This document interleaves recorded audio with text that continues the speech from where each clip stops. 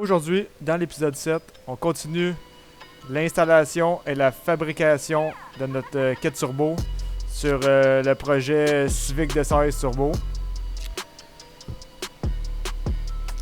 Pour commencer, on s'occupe de notre pression d'huile pour le turbo, le feed line. Ici, on a fait un simple T où à l'origine, il y avait le sensor à pression d'huile. Alors sur le T, on a une ligne qui va aller directement pour la pression d'huile du turbo et l'autre ligne va à un cadran dans le véhicule pour indiquer la pression d'huile du moteur.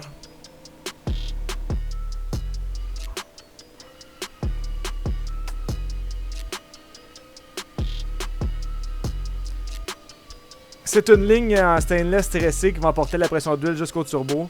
Dans ce cas-ci, je crois que c'est une 3AN. Un standard assez commun pour les turbos de cette dimension-là.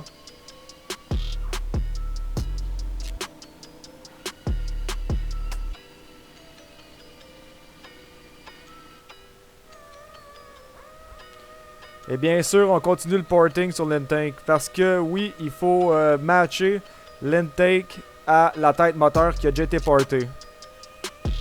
Si on fait pas ça, ça va créer une turbulence parce que les deux composantes sont pas de la même grosseur. Alors quand l'air va passer de l'intake au port d'intake dans la tête du moteur, vu que c'est pas la même grosseur, il va y avoir beaucoup de turbulence et l'air va chercher à aller dans toutes les directions. C'est pas optimal. Alors en matchant l'intake au port d'intake, ça va permettre à l'air de flower, de se diriger dans la bonne direction sans aucun accro et garder sa vélocité. C'est très simple. Ici, je m'utilise le gasket pour jumeler l'intake au port d'intake et faire mon marquage. Ensuite, je marque l'aluminium et je sais exactement jusqu'où je dois me rendre dans mon porting.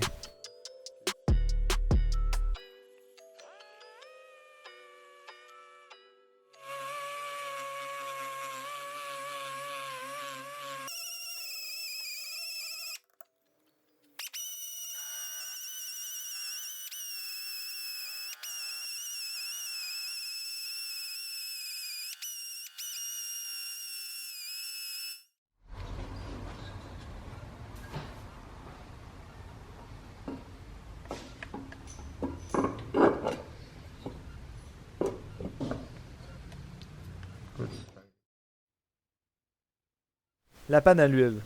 C'est sûr qu'un bon nettoyage s'impose, mais aussi un point à ajouter, c'est le retour d'huile pour le turbo. Il faut l'inclure dans la panne à l'huile. Parce que le turbo reçoit une pression d'huile pour le lubrifier, mais il doit avoir un retour pour retourner l'huile, drainer l'huile vers la panne à l'huile.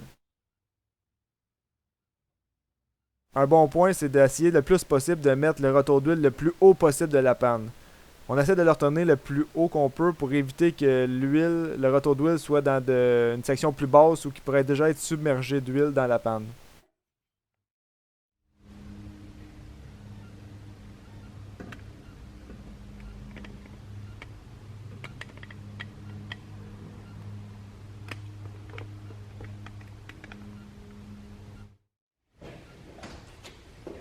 Avant l'installation de la panne à l'huile, ici à noter avec les flèches rouges, aux jonctions entre le front cover et le bloc moteur, il y a toujours des petits joints, des petites craques. On met deux petites gouttes de gasket liquide.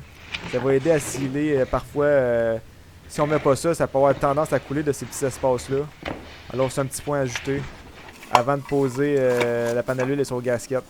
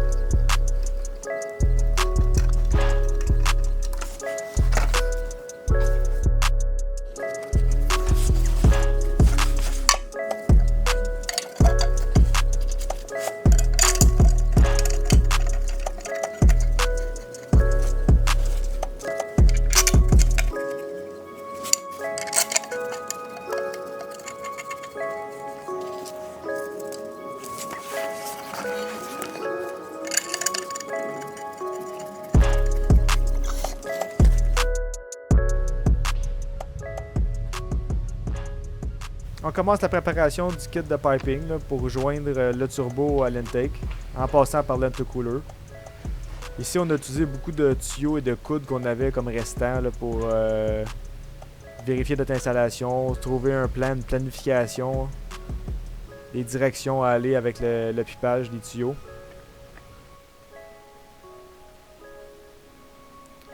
Et vu que c'est des restants qu'on avait, souvent c'est des tuyaux qui viennent de des kits universels et souvent des kits eBay faits en Chine. La qualité de l'aluminium laisse un peu à désirer. Alors dans ce cas-là, dans ce temps-là, elle est très poreuse et c'est pas un aluminium de très haute qualité. Il faut prendre son temps pour la souder puis c'est pas toujours facile. Sans oublier qu'on ajoute notre port, la sortie pour notre blow-off valve.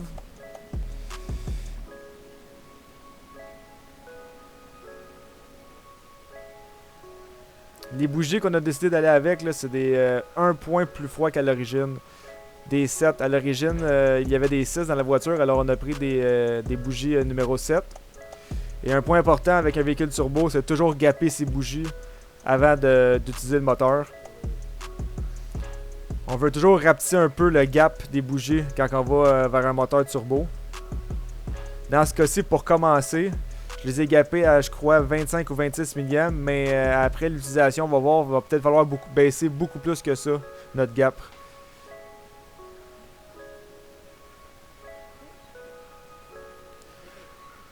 Avec la pression qui est augmentée dans les cylindres suite à la turbocompression, là, souvent l'allumage a de la misère à allumer la bougie parce qu'il y a trop de densité dans le cylindre. C'est dans ce cas-là qu'il faut réduire le gap des bougies pour aider au coil d'allumage de permettre à quand même pouvoir faire son feu, son allumage.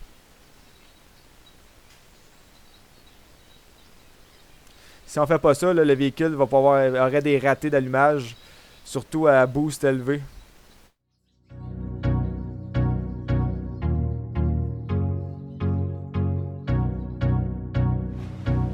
Ouais. J'ai décidé de fabriquer une braquette pour soutenir un peu le poids du turbo et du manifold. C'est un cas souvent à penser, à vérifier. Quand on fait un manifold tubulaire qui est avec des bonnes longueurs de pipe, souvent le poids du manifold et du turbo et tout peut être assez lourd et peut créer une flexion et nuire à son intégrité. Alors, il faut toujours trouver le juste milieu en flexibilité et support parce que on peut facilement nuire en faisant une braquette. Parce que si on ne la fixe pas au bon endroit, lors de l'expansion thermique du manifold et des métaux, on pourrait nuire et faire craquer encore plus la manifold. Alors, il faut souvent bien penser et bien trouver une bonne position où on veut supporter le manifold en pensant toujours à l'expansion thermique des métaux. Dans ce cas-ci, je vais l'installer à un endroit que j'ai trouvé être un bon compromis pour réduire la flexibilité, mais permettre quand même une bonne expansion thermique du manifold.